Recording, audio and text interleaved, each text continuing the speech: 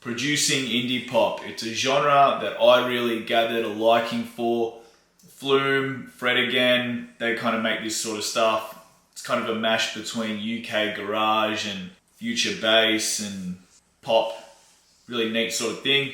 I've made a chorus. I'm going to dissect it and show you guys what kind of goes into it. It's this really cool, groovy sort of thing.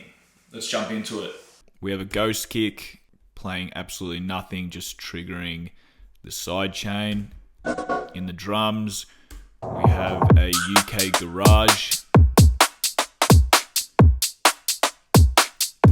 Funky little loop for a bit of atmosphere, a bit of emotion. We have some melted keys.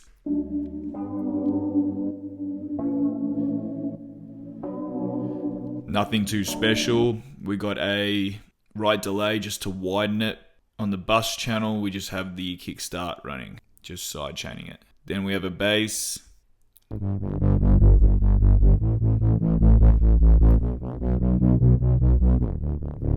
This one's from Serum. We got some Freak on there. All this is doing is saturating it a bit. And Dirt, same deal. Bit of distortion, just saturating it.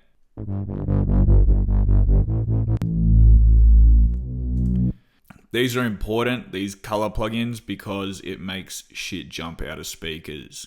On an iPhone speaker or a speaker with not a lot of bass, this will be really hard to hear. But when we add these higher frequencies using the saturation plugins,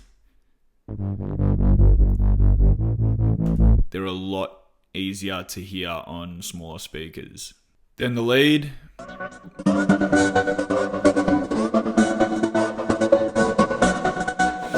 This thing's really cool. We have a step effects, chopping it, an exciter, adding some higher frequencies, bit of EQ, and the RX8 D click, just getting rid of clicks and pops. Take it all off.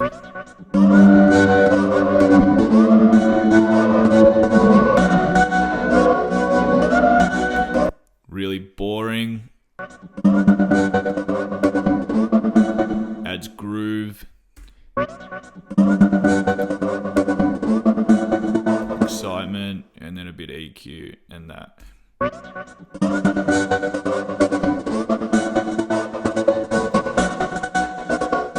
Super cool. And then we have a vocal.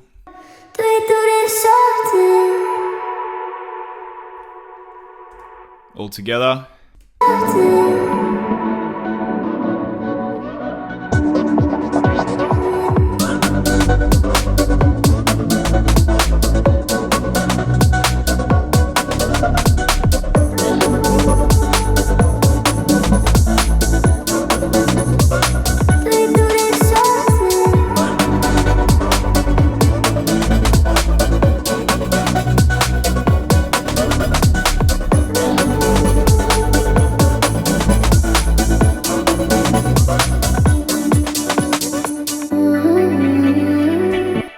Super neat.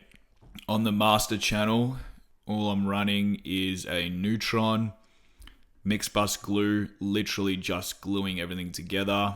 Ozone 10, I used a preset here, alternative, got equalizer, maximizer, vintage limiter. It's basically just tightening and bringing out a bit more color, squashing it a bit more. And then we've got the Pro L by FabFilter. Once again, this is really cranking it and just making it as loud as possible.